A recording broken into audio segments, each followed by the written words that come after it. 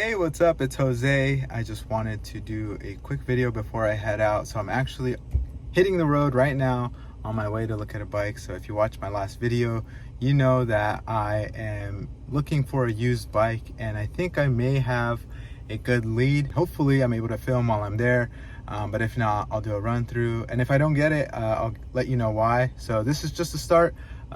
Thank you so much for watching, tuning in. Subscribe to the channel to continue on this journey with me, and if you don't know what I'm talking about, check out my last video, because that's where I described the criteria that I'm looking for in a used Harley-Davidson Sportster.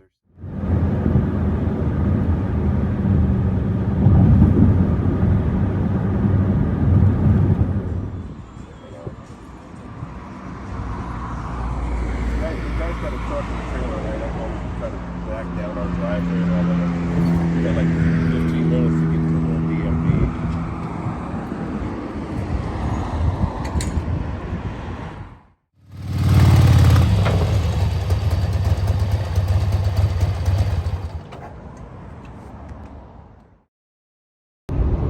We're rolling, baby.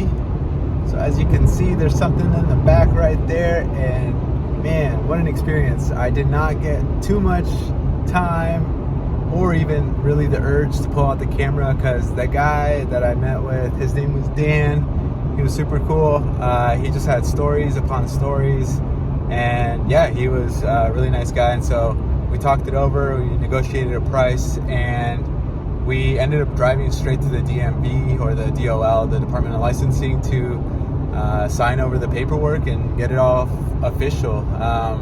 He was selling it on the behalf of his uncle, so he had to go to the DMV, and there was no other way to kind of go about it. And so it was kind of this maybe a little bit of pressure just to get things done, but also, like, once I saw it, once we turned it on, once I kind of went over it, I knew it was gonna be the bike that I was gonna move forward with. So super pumped, super excited. On my way back, I'm hitting the road right now. I'm only about 10 minutes out, so I got about an hour and change left before I get back. But yeah, I just wanted to give you a quick update as I head back. All right, here it is, my $3,200 mistake. And you might be asking yourself, why is it a mistake? What happened? You have the bike in your garage, it's in your possession, it's ideally the bike you wanted. It's a 1200, and it's also kind of in the crusty stage of neglect. So why is it a $3,200 mistake? Well, let me tell you a little story real quick. I literally don't know how to start this video. I think I'm just so frustrated and annoyed at myself, because I just realized this actually right before I started filming this, and so I'm a little frazzled. But as you can tell, I have a brand new bike, at least to me, in my garage. No, I did not get rid of my 2017 Iron 883. I just decided to go and pick this one up, and this one, when I was researching, fit all the criteria. If you watched my last video, you saw that I was going through kind of the ideal scenarios from a list of potential bikes that I had found on Facebook Marketplace, as well as OfferUp. And so I was communicating with people about possibly going and looking at a bike. And I went and checked out a different bike, not this one. It was a 2003 Anniversary 883 in the all black with the hard cases and crash bar and all the goodies. But the person was very committed to getting their asking price, which was a little bit beyond what I was willing to pay. They had listed it, I think, originally for over $4,000, and they were willing to go down, but not enough for the price that I was offering. So I walked away from that one, and I kept on talking to the person who had listed this one. So in my previous video, I had mentioned that there were two ads that were almost identical. The only difference was the pictures that were added on the listing. And so one of them was from, it looked like just a few weeks earlier, and then an older one that had a different price point, but all the specs and almost the language in the listing was the same. So that was a 1989 Sportster 1200, which is this one right here. And that's what I thought. So I drove down to Bremerton, which is about an hour and a half from where I live. And I was fortunate enough to actually get a trailer onto the back of my truck. I was planning on actually just putting the bike on a motorcycle trailer that you attach to a hitch. And it is more designed for like sports bikes or dirt bikes. So I actually tested it out before I drove down there with it, and it was not going to happen. I tried loading my iron, and as soon as I hit the ramp, I knew that that thing was just not going to be stable one bit. I actually have a clip, hopefully you can see what happens here, but I had to get some help loading the bike and then unloading it onto the back of this truck trailer.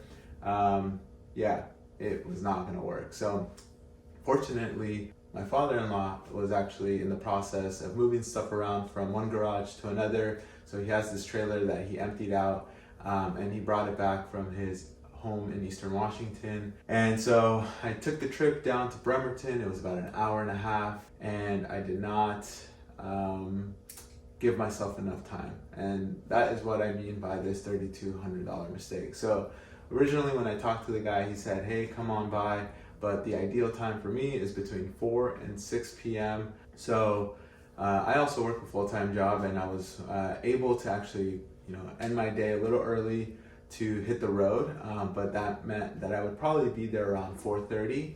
And so I had communicated that with the guy. He was like, yeah, sure, no problem. I'll meet you at a place down the road from my house. Anyway, so day of, I'm on my way, nice drive, and I get there, and the guy is waiting out by the bike, and we start talking.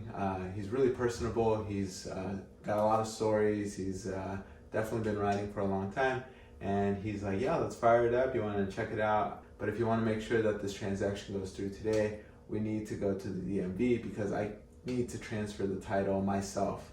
I'm not going to hand it over to you. So that only left me with a little bit of time left, and I wanted to make sure that if I was going to pull the trigger, again, I only have a trailer for a day or so. If I was going to actually go through with the transaction, that I would need to do it that day, because he was also very committed to doing the title transfer with me. He was like, hey, this is under my uncle's name. I'm selling it on his behalf. I have all the relevant information that you would need, but it's probably going to be easiest if we go to the title place together. So I agreed to that after having looked at the bike. I made sure that the VIN number was the matching VIN number, not only on the frame, but also on the engine.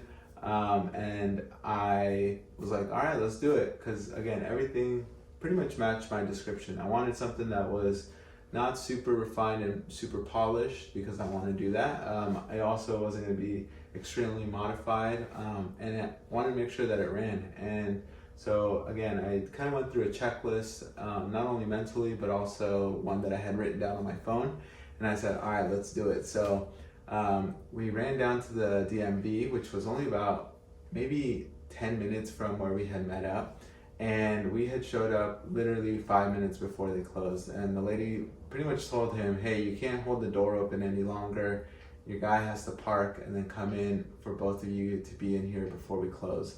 Again, mind you, this is about a 45-minute window, and I had just committed to saying, yes, I'm willing to pay you. He had originally listed the bike for $3,800.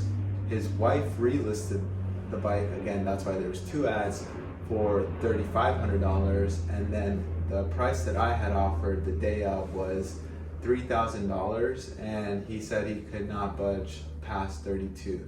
So we agreed to 32, and that was kind of it. He had it in his hand. He had all the things he needed to make sure that we could go and do the paperwork right then and there. And when we got to the place, the woman asked us a bunch of questions, and yeah, done deal.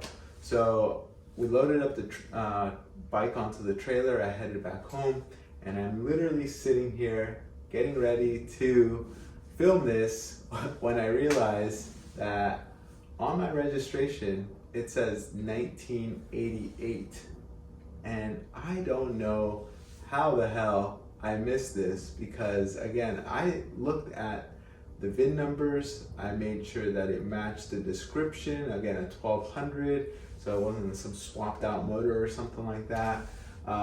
And yeah, I just completely missed the fact that on the title that he was transferring, it said 1988. So an error on their part in listing the bike on Facebook, they had written 1989, which again was the ideal criteria for me. The bike that I was looking for was a 1989. And now I'm just like, what the hell? It's registered. I did the deal. It's in my garage. I'm literally sitting right here in front of it. I guess that's, the least worst thing that could happen.